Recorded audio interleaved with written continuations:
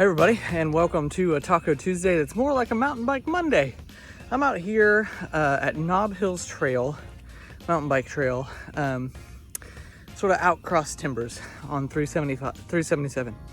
And I wanted to share, I read a scripture the other day that really resonated with me in terms of the things that I've been learning about mountain biking. This is a new thing to me.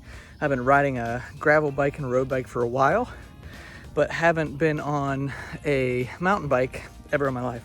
So I borrowed one for a while, and then I purchased one so I could ride it whenever I want. And this scripture stuck out to me. Proverbs 7, selected verses. My child, keep my words and store up my commandments with you. Keep my commandments and live. Keep my teachings as the apple of your eye. Bind them on your fingers, write them on the tablet of your heart.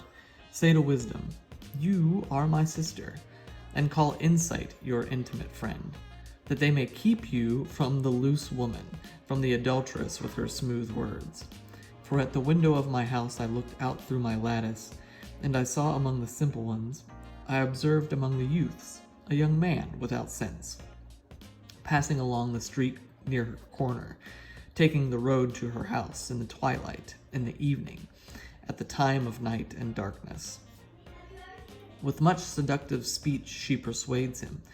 With her smooth talk she compels him, and right away he follows her, and goes like an ox to the slaughter, or bounds like a stag towards the trap, until an arrow pierces its entrails.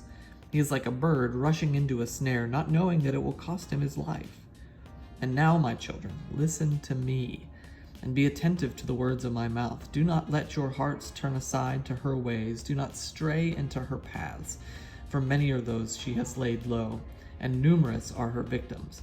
Her house is the way to Sheol, going down to the chambers of death. The reason that scripture stuck out to me is because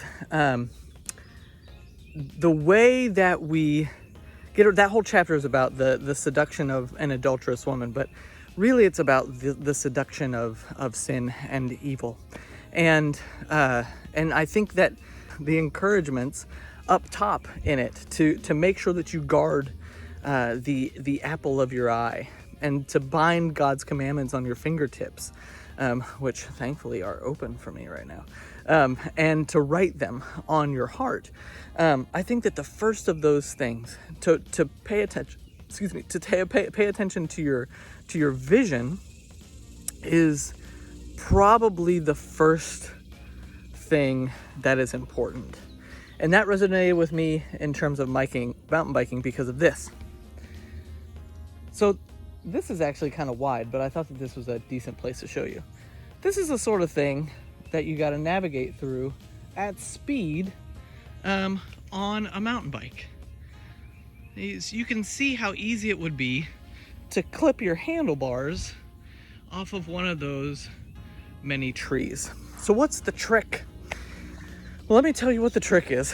Everybody in mountain biking says, don't stare at the thing that you don't want to run into.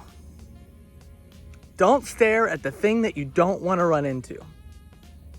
So if I'm coming through here at speed, right, and I'm staring at that little tiny tree right there in the middle of the path where I got to pick a way to go around it and weave around it, if I stare at that puppy, guess what's going to happen? I'm going to nail it. I'm going to nail it, and my fingers will have more bandages on them than they currently do, and maybe I'll go over the bars, maybe it'll get really exciting, we don't know. But something bad is going to happen if I stare at that tree.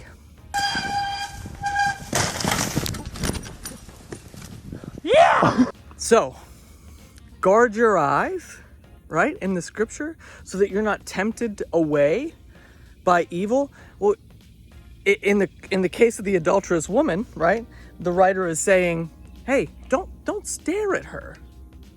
I had a friend, one of my buddy's dads in high school, pledged that he would never watch a woman walk away. That was his sort of marital agreement with himself, that to keep his mind out of the gutter, to not fantasize about something that was never going to happen, he would keep himself from fantasizing at all. He would keep himself from looking. He would avert his eyes. Same thing on the mountain bike course, right? You want to know where you're going? Look where you want to go. Look out ahead.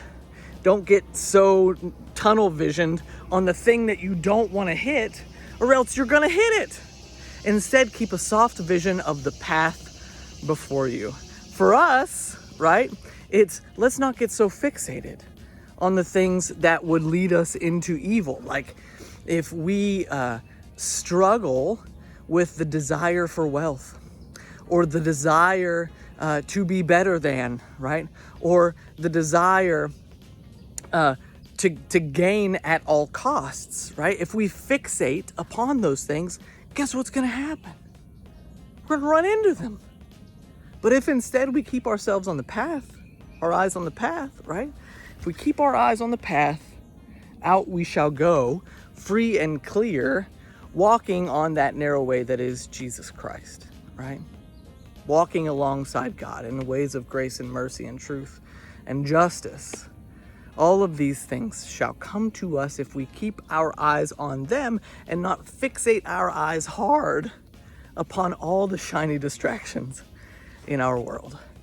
So, my friends, be blessed wherever you are. Take a walk in the woods and keep your eyes ahead on the path that God is treading before you. Grace and peace, my friends. We'll see you soon.